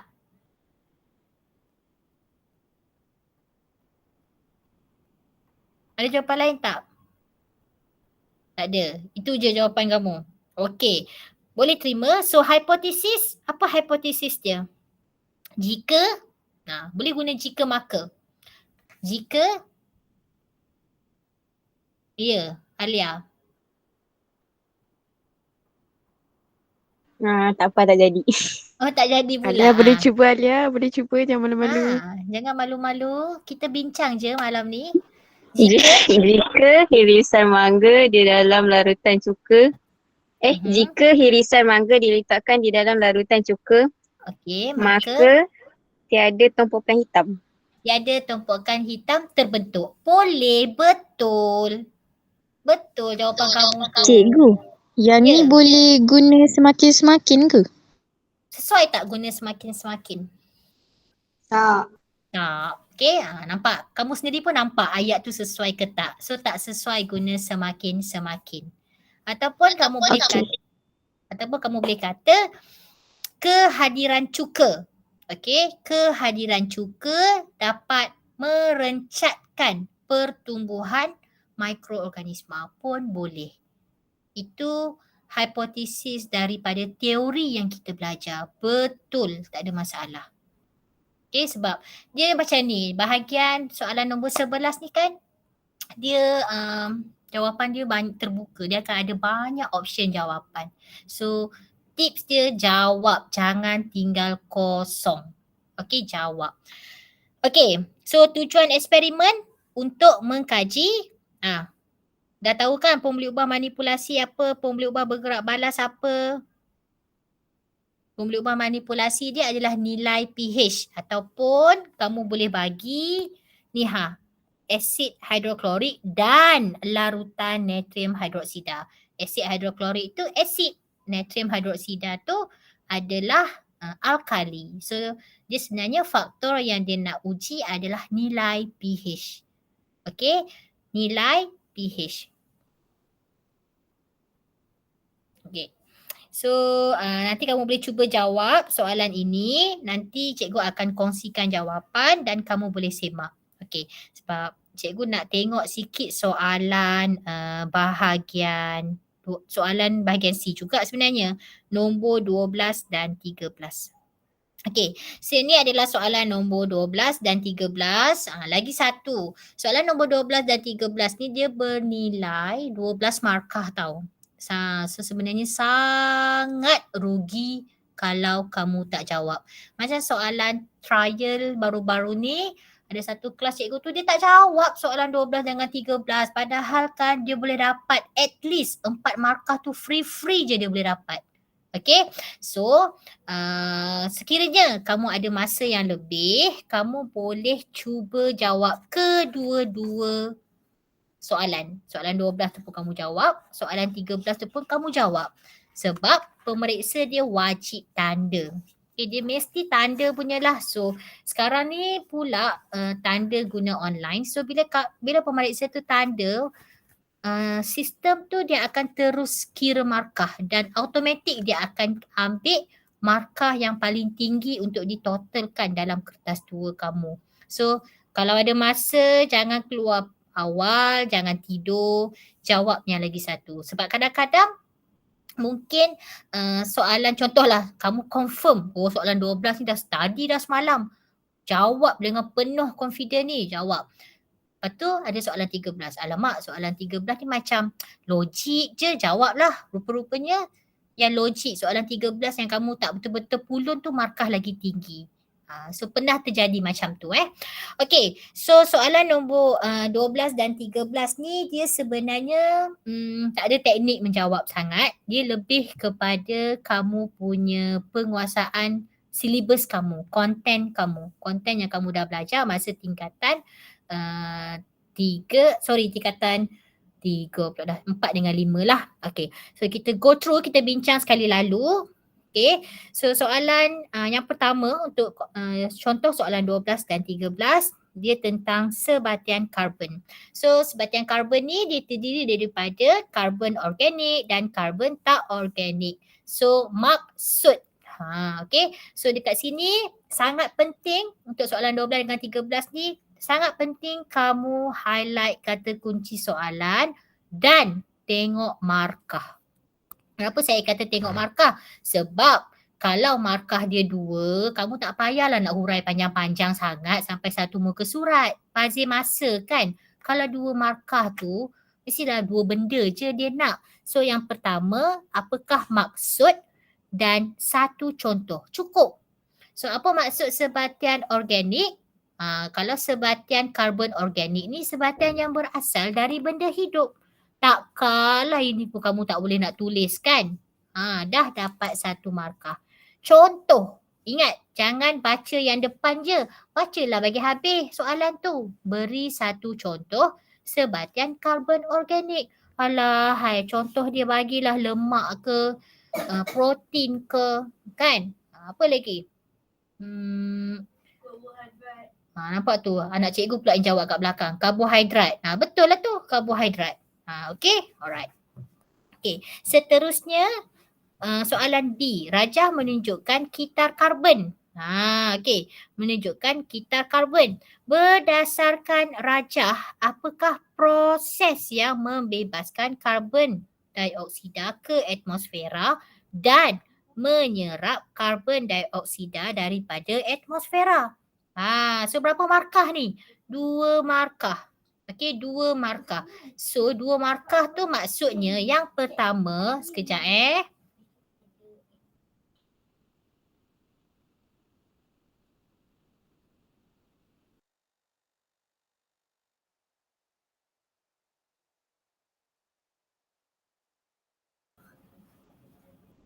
Okay, so yang pertama dia nak tahu proses yang membebaskan karbon dioksida ke atmosfera. Apa proses yang membebaskan karbon dioksida ke atmosfera? Apa? Respirasi. Respirasi, pembakaran, penguraian. Tu semua proses yang membebaskan karbon dioksida ke atmosfera. Nak bagi berapa? 1 je. Okay, 1 je. Sebab lagi 1 markah tu proses yang menyerap karbon dioksida dari atmosfera. Apa proses dia? Apa proses dia? Sintesis. Fotosintesis. Cikgu nak tulis macam mana? Nak tulis dia tu, tulis bagi jelas. Okay, dalam soalan kamu tu nanti, tulislah soalan 12A apa, soalan 12B apa. Buat macam kamu jawab soalan pendidikan Islam. Cikgu tengok pendidikan Islam, ramai yang buat garisan kotak kolom tu kan, pun boleh buat macam tu. Okay, jawab dalam bentuk point. Jangan duk buat ayat karangan panjang-panjang. Contoh, cikgu tunjuk macam nak buat rule lines. Okay. Okay, contohnya macam ni. Soalan 12. Ni muka surat yang pertama tu. Tapi sebenarnya soalan 12 tu dah ada dah dekat buku jawapan tu. Okay, 12A. Okay, 12A apa tadi? Tulislah sikit. Maksud apa? Sebatian. Tulis bagi habis. Sebatian yang berasal daripada benda hidup. Tak payahlah tulis sebatian karbon ialah sebatian. Tak payah. Ambil point je. Okey, maksud dia. Lepas tu yang kedua, tulislah contoh. Tulis sikit contoh. Kalau nak buat jadual pun boleh. Kalau nak buat jadual macam ni. Kejap. Dia sebenarnya cara kamu tulis jawapan tu is a very important tau. Sebab dia sangat membantu pemeriksa tu nak tanda kertas kamu. Boleh buat macam ni. Maksud apa, lepas tu contoh apa. Sana sikit. Ada orang tunggu cikgu dah kat belakang. So contoh dia apa jawapan. Okey, buat macam tu. Yang B pun sama. B tu pun boleh buat dalam bentuk jadual. Macam mana nak buat jadual? Okey, jadual. Okay, buat. So yang pertama tu proses bebas apa? Proses membebaskan karbon dioksida. Ambil yang ringkas-ringkas je, tak payah nak salin semua soalan, jimat masa. Membebaskan karbon dioksida tulislah proses apa? Respirasi. Cikgu kalau nak bagi yang lebih boleh tak? Boleh je nak bagi lebih sebab dekat sini tak ada konsep wrong cancel right. Okey, dia akan cari je jawapan yang betul. So membebaskan karbon dioksida, yang kedua tulis menyerap karbon dioksida. Ini cara kamu nak tulis. Kamu buatlah, describe lah jawapan kamu dalam bentuk yang memudahkan pemeriksa tu nak tanda. Kamu kena ingat tau, pemeriksa nak tanda kertas kamu ni secara online. Dia nak tanda dekat komputer dia, dekat laptop dia, dekat tablet dia. So tulisan bagi jelas. Kalau guna pensel yang apa 2B, 2 ink. Kalau letih graf tu terutamanya kan, guna pensel yang terang, jelas. Sebab nanti jawapan kamu ni akan di-scan. Ini bukan untuk sains sahaja, untuk semua subjek.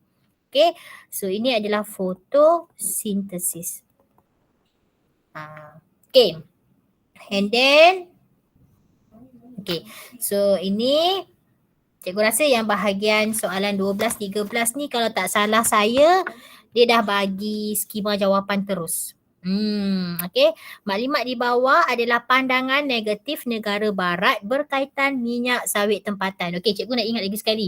Teknologi hijau, baca betul-betul sebab teknologi hijau tu antara tajuk favorite question. Sebab teknologi hijau ni dia akan kaitkan dengan bab 3 tingkatan 5. Apa bab 3 tingkatan 5 tu? Pemeliharaan dan pemuliharaan, betul tak? Ke cikgu tersalah yang tajuk lama? Rasanya betul lah tu. So dia akan joint venturekan tajuk tu. Teknologi hijau tu kamu belajar masa tingkatan 4 kan. Tingkatan 3 yang tentang jejak karbon, tapak tangan karbon, tu dia akan kaitkan tajuk tu. So dia kata kat sini industri kelapa sawit telah dihubung kait dengan penebangan hutan sedunia. Hal ini berlaku apabila hutan dibakar dan dijadikan tanah pertanian untuk menanam pokok kelapa sawit. So dia suruh kita bincangkan idea pengurusan lestari bagi menyanggah pendapat di atas. So pengurusan lestari tu dia berkaitan dengan teknologi hijau lah. So huraian kamu mesti ada kriteria berikut. So ini boleh buat dalam bentuk jadual. So dalam jadual kamu, kolom yang pertama tu boleh letaklah penggunaan tanah, air sisa, kualiti udara, sisa kelapa sawit. So cuba tengok berapa markah total.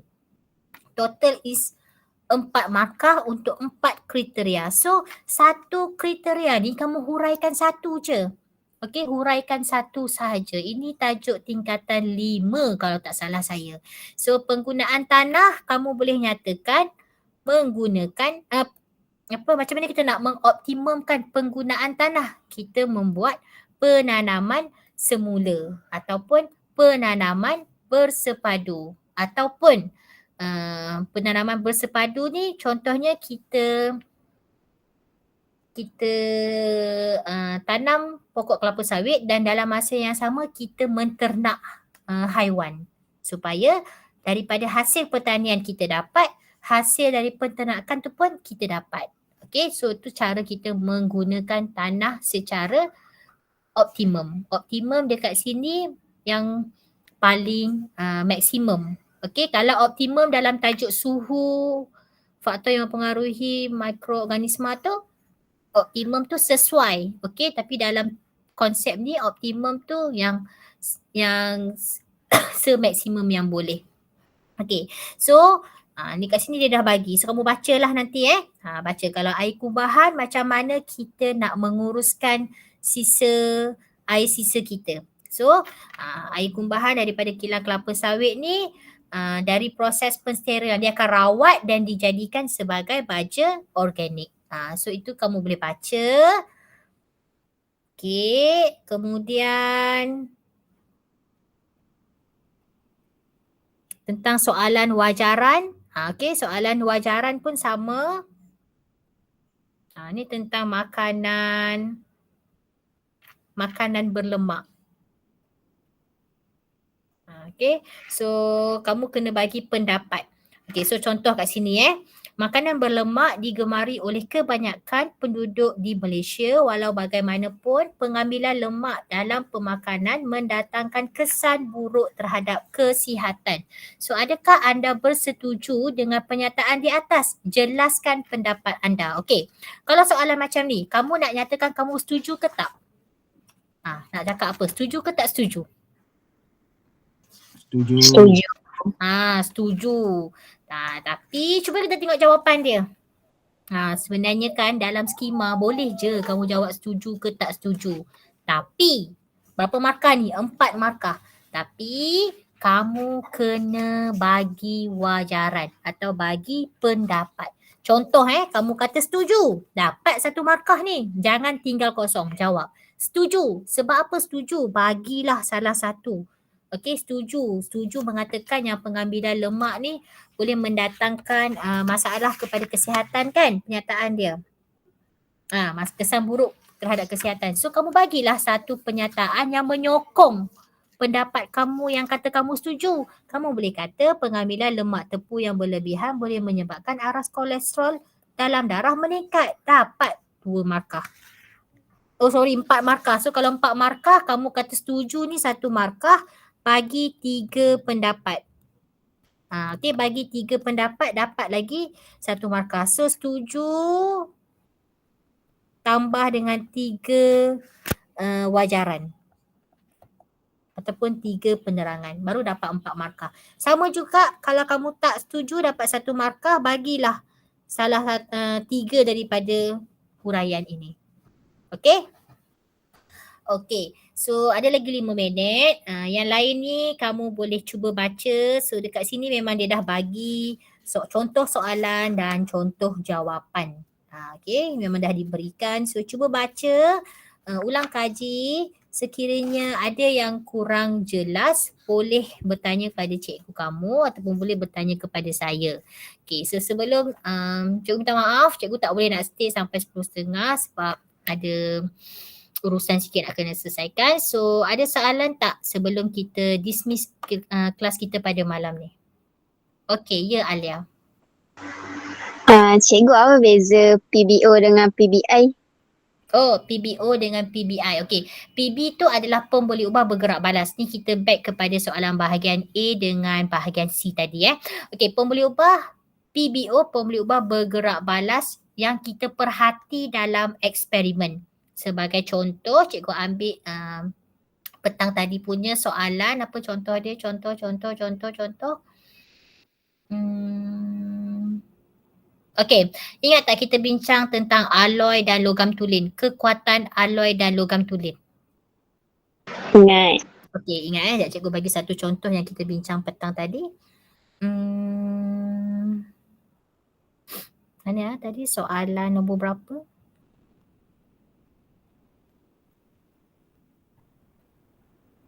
Ni kot. Ni ke? Okey, yang ni.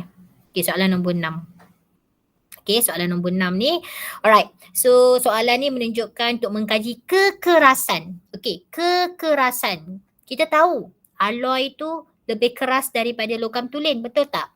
Tapi kekerasan tu cikgu kata dia adalah PBI. Maksudnya dia pun boleh ubah inference yang kita tak nampak. Macam mana kita nak nampak kekerasan tu? Kita nak tengok kekerasan dengan cara kita ukur diameter lekukan. Betul tak? Diameter lekukan tu kita boleh dapat, kita boleh perhati, kita boleh observe daripada eksperimen. Kekerasan tu kita tahu based on teori. Betul tak? So, diameter lekukan, ni yang cikgu buat jadual tadi ni. Diameter kat sini Diameter lekukan, diameter lekukan ni adalah pemboleh ubah yang kita nak perhatikan. That's why cikgu panggil pemboleh ubah, cikgu panggil PBO, pemboleh ubah bergerak balas yang observe, yang mana kita akan guna untuk jawab soalan pemerhatian. Kalau soalan kata, apakah pemerhatian? Pemerhatian biasanya cikgu akan ambil PBO. Contoh macam ni. Ni soalan petang tadi. Mana hilang dah? Soalan petang tadi ni soalan nombor berapa ya? Soalan 5. Soalan 5, okey, yang ni lebih jelas tu cikgu nak terang. Okey, dekat sini mengkaji sifat kekonduksian elektrik. So kita tahu kekonduksian elektrik tu adalah pemboleh ubah bergerak balas yang kita tak nampak. Okey, yang kita tak nampak secara teorinya kita tahu ada arus elektrik mengalir. Macam mana kita nak tahu ada arus elektrik mengalir?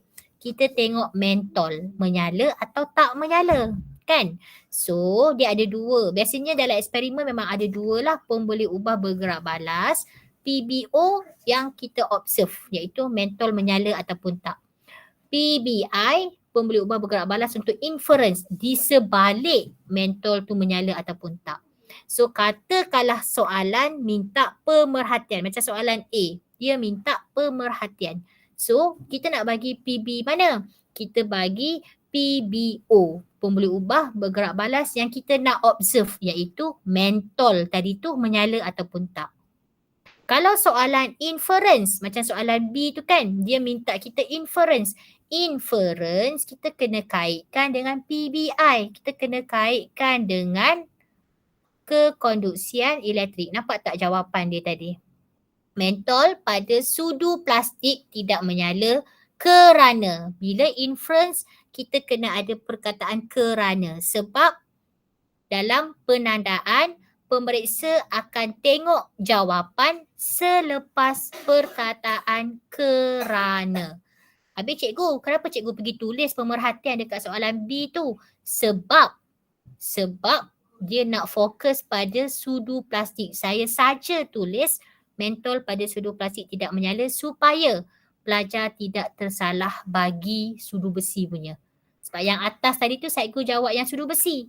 So yang bawah cikgu tulis lagi sekali pemerhatian pada sudu plastik. Tapi cikgu letak perkataan kerana. Kerana sudu plastik tidak mengkonduksikan arus elektrik.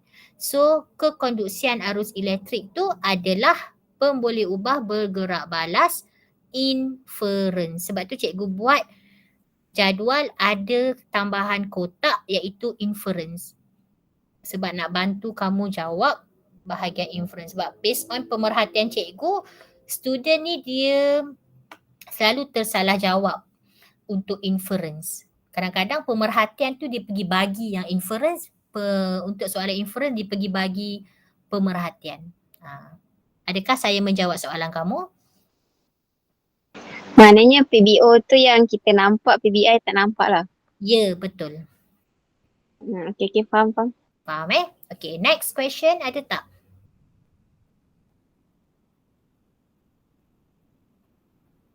Okay, so kalau tak ada soalan, ya saya. Nanti cikgu share video ni dekat ataupun PDF apa ni? Yang cikgu buat ni dalam PDF. Oh ni, skema jawapan ni. Cikgu cuba.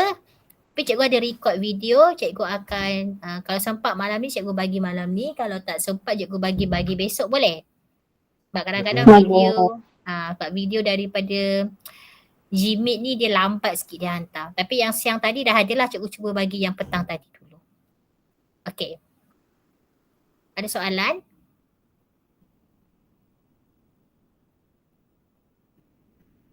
Okay.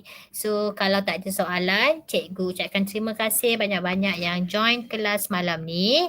So kita akan ada lagi satu kelas pecutan yang terakhir pada hari Selasa malam. Pukul 8 lah kita cuba on. Okay, tu cikgu nak cuba bincang sikit yang bahagian B. Kalau ada soalan bahagian A, bahagian C yang tak sempat bincang, yang kamu dah buat, kamu nak tanya pun boleh tanya. Kita cuba bincang mana yang boleh bincang sama-sama. Dan kalau kamu ada soalan yang nak nak tanya sepanjang kamu ulang kaji ni pun boleh. So itu adalah last ulang kaji, last pecutan kita lah sebelum kamu berjuang masa hari Rabu nanti. Okay. So setakat ni je dari cikgu. Terima kasih banyak-banyak dan jumpa pada hari Selasa malam. Bye semua. Terima kasih cikgu.